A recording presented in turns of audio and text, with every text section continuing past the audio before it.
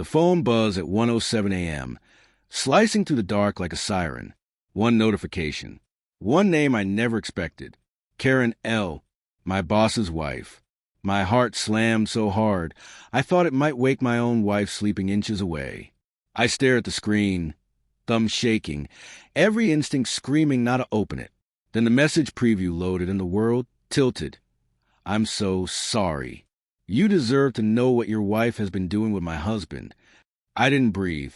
I didn't blink. I just sat there, frozen, listening to Hunt the Fridge and the rush of blood in my ears. I opened the text. There were screenshots, dates, late nights disguised as team dinners, inside jokes I recognized, a hotel receipt from a conference I'd helped my boss prepare for, and one final line that gutted me. They think you're stupid. I slid out of bed and went to the kitchen, the cold tiles shocking my bare feet. My reflection in the microwave door looked older, hollowed out. I wanted to wake my wife and scream, throw the phone at the wall, blow up everything. Instead, I typed back 2 words. Thank you. By morning, the shock hardened into something sharper. I called in sick, then sat at the table with a legal pad and wrote one sentence at the top. Control the narrative. If they thought I was stupid, I'd let them keep thinking it. Over the next week, I became the most agreeable version of myself. I laughed at my boss's jokes. I kissed my wife goodbye like nothing had changed. I gathered facts quietly.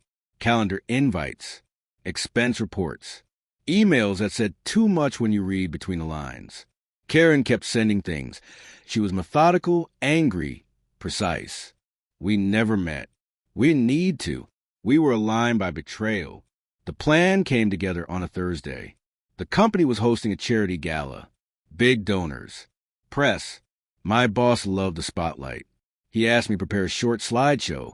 Just some highlights. Keep it classy. I smiled and said, of course. That night, the ballroom shimmered with money and perfume. My wife looked stunning on my arm, hand warm, smile practiced. My boss clinked his glass and waved me forward. Let's show them what we do best, he said, loud enough for the room. I clicked. At first, it was exactly what they expected. Smiling teams, successful projects, applause warm in the air. Then the slide changed.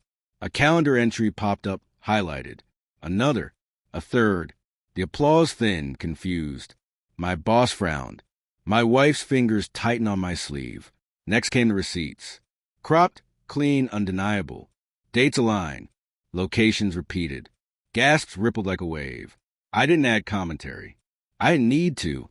The truth, laid out calmly, was devastating enough. My boss tried to speak. The microphone squealed and cut out. Someone laughed nervously. Someone else whispered my name. I felt strangely calm, like I'd stepped outside my body and was watching a movie I'd waited years to see. I turned to my wife. You should go, I said softly, so only she could hear. Her face collapsed. She reached for me. I stepped back. By the end of the night, donors were leaving early. HR sent a very careful email the next morning. My boss was taking personal leave. My wife moved out 2 days later. Karen filed first. I started sleeping again. The revenge wasn't loud after that. It didn't need to be. It was a quiet power of refusing to be lied to anymore, of choosing truth over comfort, of letting people face what they'd done in full light. Weeks later, I got one last text from Karen. They underestimated you. I put my phone down and looked out the window.